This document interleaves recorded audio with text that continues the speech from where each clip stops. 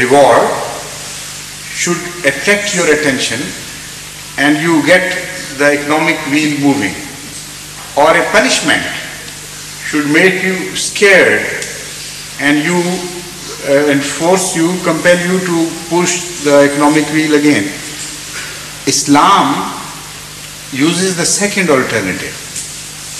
It says if you keep your capital idle, then you will be punished, because we have imposed a tax on capital. If you employ that capital for the benefit of society, you will have to earn that tax so that you could pay without any loss to yourself, plus something for your own self. This is the way how the economic wheel is moved in Islam, through a threat, not through a promise of reward. If somebody keeps his capital idle, he'll have to suffer, with the result that in a matter of a few years, his entire capital would melt away. Because 2.5% this year and 2.5% the next year, plus the reduction in value of the currency, this will make the whole capital melt away within a matter of years. Where will it go? It will return to the society. This is how this is reverted to the whole state or society or some other people. So now, can you explain, what motive is there for a person to lend to another person in our society? You have asked me a very, very big question which I have answered so many times before at various places. But I should also like to answer this question at some length.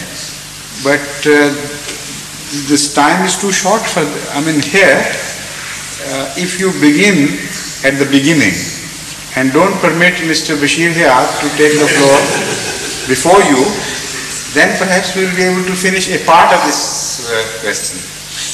Maybe tomorrow? Yes. Yes. So I can leave for a week.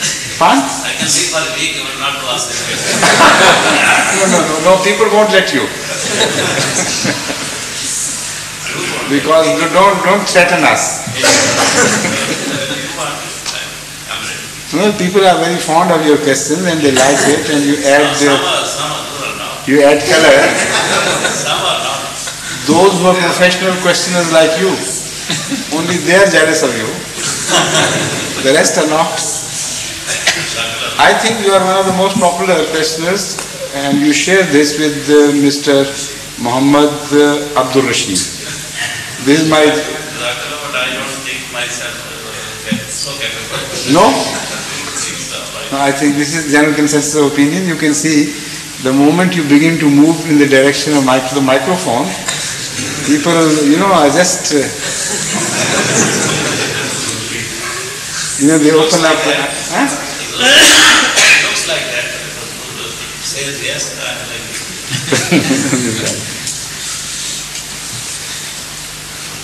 You're only not accepting it out of humility. Otherwise, I think you also know that. No? I definitely say I'm not. No? You're not aware of this popularity? I think I am quite weak. No, weak you are not. That I can tell you. In arguments. What? In arguments. Oh, but we're not talking of arguments at all. I'm just talking of your popularity as a questioner. And this is out of question.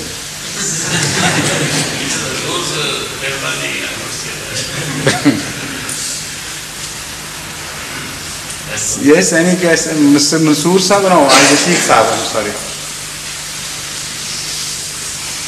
Khwaja Abdul Rashid Sahib. Khwaja Rashiduddin Kamal. Rashiduddin Kamal. And your brother is also Muniruddin, not Munir Ahmed. You're right. This question about night shift, I would like to say a few words on this. Please. I work on permanent nights, and the night shift starts at 10:30 p.m. The latest sun sets in this country is about 9:20. At 9:20? 9:20, that's the latest in June. And I just about have 20 minutes to say my prayers before going to work. So you can well be in time for your shift, even after saying the prayer. Good. And I think if you wanted to say your prayer even during work, people here are not that narrow-minded. They would permit you. They could gladly cooperate with you. I have in the past asked in charge at my work to give me space and time for prayer, and he has gladly done so. I have myself worked here at night shifts. For a while during my being a student here, we used to earn our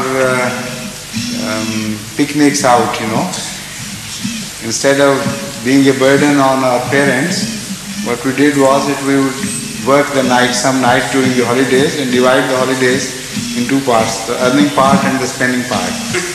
So I have had all these experiences, and some of my night shifts were very heavy, so heavy and onerous that in the morning I would suffer from high fever, because I don't know whether you have ever experienced it or not, unloading of newspapers from trucks and loading them onto a train.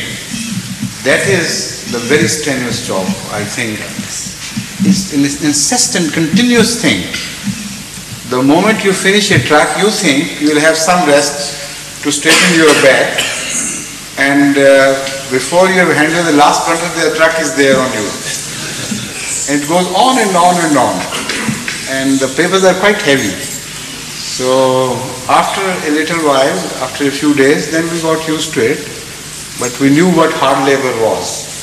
And I still remember it. It could be very monotonous. But still, for prayer they would permit us. That I knew. They were all very grand-hearted about it. They would never grudge us time for prayer.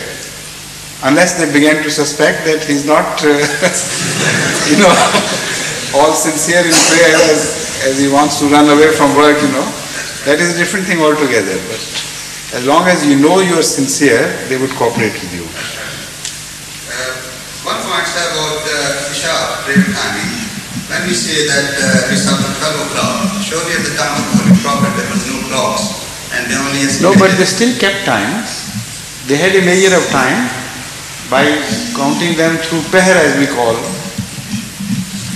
So they were not totally timeless people. They had a very acute sense of time, and they had divided the days and nights into sections. And they knew how to read time through stars and through sunsets and through sunrise and so many other things, They had a measure of time. And that I know some people in our country too, who are totally illiterate, who don't know even to look at a watch. They have a very acute sense of time. And there was one in Waqf-e-Jadid, one gentleman, he used to claim that he could tell the time to a minute just through his intuition.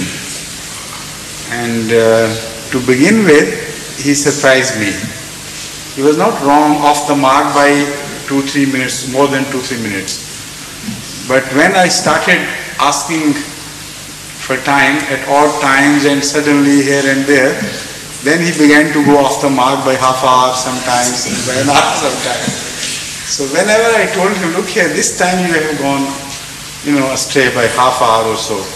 So every time he would say he's suffering from a headache or a knee ache or something. That is, his watch was out of order. But still, there are people who know how to keep time. What are the right saying, sir, that say nowadays sun sets about just before 8:30 and comes up about 5:30, 4:45. And if we went by, if we took half of this time, it would be about 1 o'clock, and I would take that at midnight. Do you think that would be right to say so? It's okay, yes. It's absolutely all right.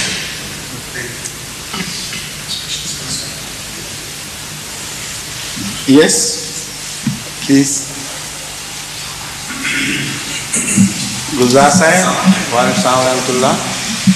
I would like to ask you this small explanation about that. Once Imam was offering prayer, and in the Zohar prayer, after 2 rakat, he stood up.